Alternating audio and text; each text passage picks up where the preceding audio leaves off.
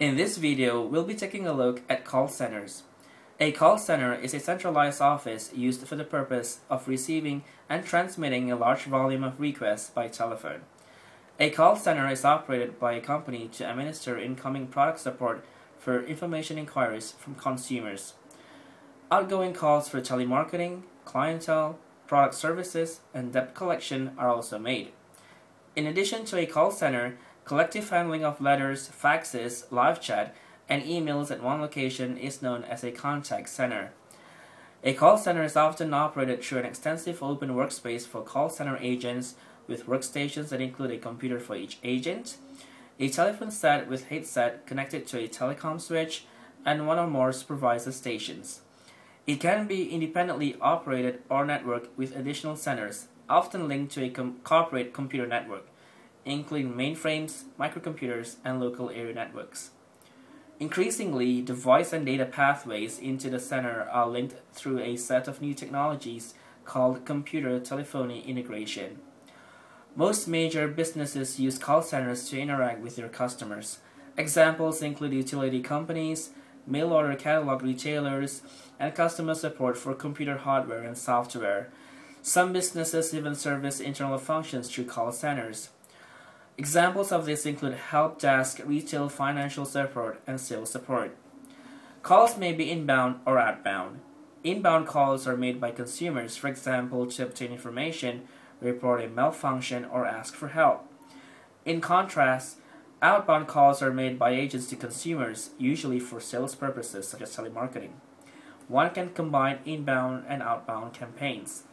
Call center staff are often organized into a multi-tier support system for more efficient handling of calls. The first tier consists of operators, who initially answer calls and provide general information. If a caller requires more assistance, the call is forwarded to the second tier in the appropriate department depending on the nature of the call. In some cases, there are 3 or more tiers of support staff. Typically, the third tier of support is formed of product engineers or developers or highly skilled technical support staff for the product. Some critics of call centers argue that the work atmosphere in such an environment is dehumanizing. Others point to the low rates of pay and restrictive work practices of some employers. There has been much controversy over such things as restricting the amount of time that an employee can spend in the toilet. Call centers have also been a subject of complaints by callers who find the staff often do not have enough skill or authority to resolve problems, while the staff sometimes appear apathetic. Telephone calls are easily monitored, and the close monitoring of call center staff is widespread. This has the benefit of helping the company to plan workload and time of its employees. However, it has also been argued that such close monitoring breaches human right to privacy. Some variations of call center models are listed below. Contact center supports interaction with customers over a variety of media, including but not necessarily limited to telephony, email, and internet chat.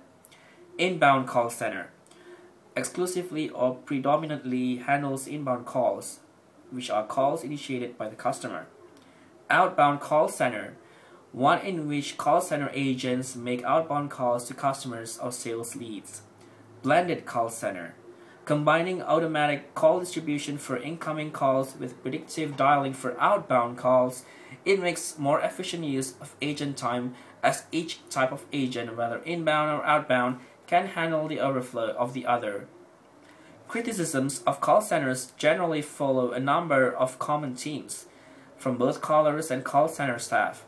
From callers, common criticism include operators working from a script, non-expert operators such as call screening, incompetent or untrained operators incapable of processing customers' requests effectively, overseas location with language and accent problems, touch-tone menu systems and automated queuing systems, excessive waiting times to be connected to an operator, complaints that departments of companies do not engage in communication with one another, deceit or relocation of call centers, such as allocating overseas workers false English names, or requiring the caller to repeat the same information multiple times.